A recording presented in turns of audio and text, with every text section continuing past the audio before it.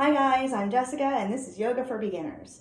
Today I wanted to show you a quick tutorial on how beginners can get started working on their headstands. So even if you are just starting yoga or if you've been doing yoga for a little while and you're just a little bit curious about trying to get upside down, this is a really great place to start.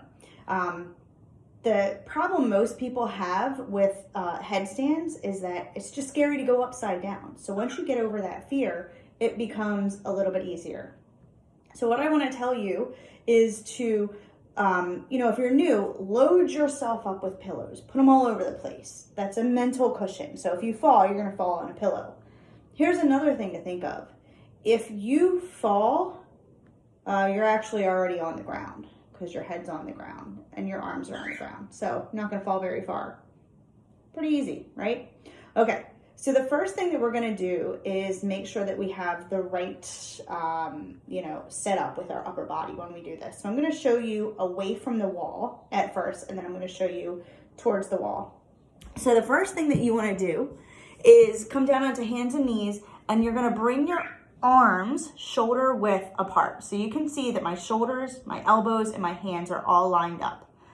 Don't drop your chest down. Notice how I'm pressing up. I like to tell my students to think of the Incredible Hulk. What does the Hulk do? He hawks it out. Okay, so this is what you're going to be doing when you're in this pose. Hawk it out. Okay, so elbows are shoulder width apart, and you're going to take your hands and just bring your hands to grab opposite elbows.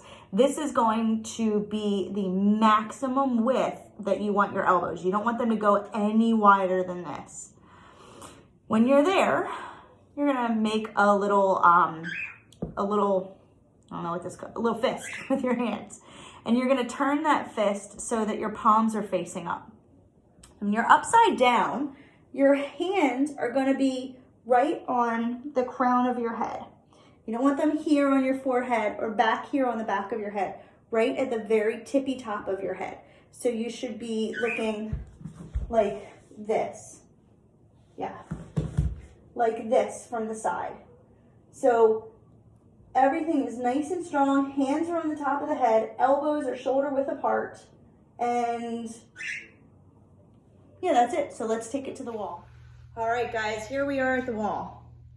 First things first, if you have any rings, make sure that you take them off because you don't want them jabbing into your fingers and jabbing into your head when you're upside down. All right, so let's come to the wall on our hands and knees. We're gonna start by taking our hands just in front of the wall. Our elbows are at shoulder width apart. So make sure you've got your spacing right by grabbing opposite elbows first. And then clasp your hands together, turn the palms to face up, and place the crown of your head in your palms. So round your back, stay on your knees first, and make sure that you're comfortable here. If you have to adjust anything, go ahead and do that. Okay, we're hawking it out, rounding our back, and then we're gonna come up off of our knees and onto our toes. So you wanna work on getting your hips toward the wall. That can be enough for some of us. Just keep doing that until you feel comfortable placing enough weight in your arms to support yourself. If you wanna move forward, let's do it. So hands are gonna be right next to the wall, right in front of the wall.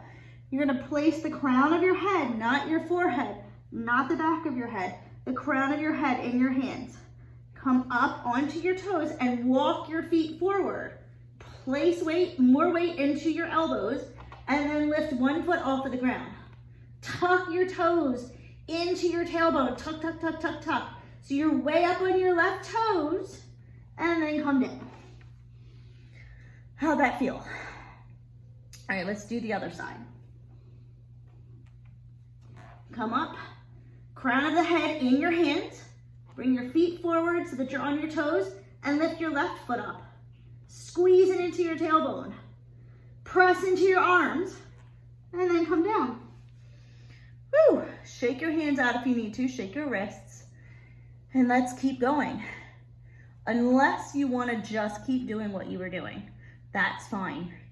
Do this in your own time, don't rush it. Okay, if you're ready, let's do it. Flip the palms, place the head in your hands, come up, walk the feet forward, tuck the the right toes up, and then come back. The wall is right behind you. It's right behind you. So you're supported. Knees are tucked into your tailbone, or knees are tucked into your chest. Feet are tucked into your tailbone. To come out, straighten the leg, and then come down. Try not to come crashing down onto your knees. Now you can do that. We call that an egg. So that's the egg shape when you're in there. I want you to work on rounding your back there. All right. If you feel comfortable there and you want to move into the real deal, you're going to take your feet take your hands about 6 to 10 inches away from the wall. All right. Turn the palms up and let's do it. Don't be afraid to go upside down. Your head's already on the ground and so are your arms. So if you fall, you're already attached to the ground. Come up onto your toes. Kick one leg up and then the other. And you're up. If you want, put your butt back on the wall. Woo! Now to come down, we're going to press the butt away from the wall by pressing your heels into the wall. Straight leg, flex your foot, come down. Woo! You did it. All right, let's try it again. Head and hands. Press into your arms. Lift your knees off of the ground. Kick your legs up. Tuck your tailbone and maybe take one foot off of the wall. Flex your foot. So I want you squeezing your core here and press through your heels. Press your elbows down, press your heels up. Maybe both feet come off of the wall and you're there. Come down, put one foot back on the wall, one foot down on the ground. Awesome. So just try it out. See where you go, see how you like it. Remember, your hands, your arms, your head, they're already on the ground. So if you fall, you're not gonna go very far. But listen guys, this is something that takes time. It takes practice. You have to get over the fear of going upside down. It can be terrifying for a lot of people. Most of us have never been upside down. So the thought of going upside down just makes them paralyzed with fear. So don't push yourself if you're not ready for it yet, but do it and don't be afraid to try something new. Doing a headstand is so empowering and it's fun. And once you do it, it's like an addiction. You just want to keep doing it over and over and over. There's so many physical benefits to doing headstands as well. It's really great, obviously, for core strength, for glute strength, for upper body strength. It also moves lymphatic fluid. So being upside down, it doesn't change your blood flow. I know that there's a common misconception about that.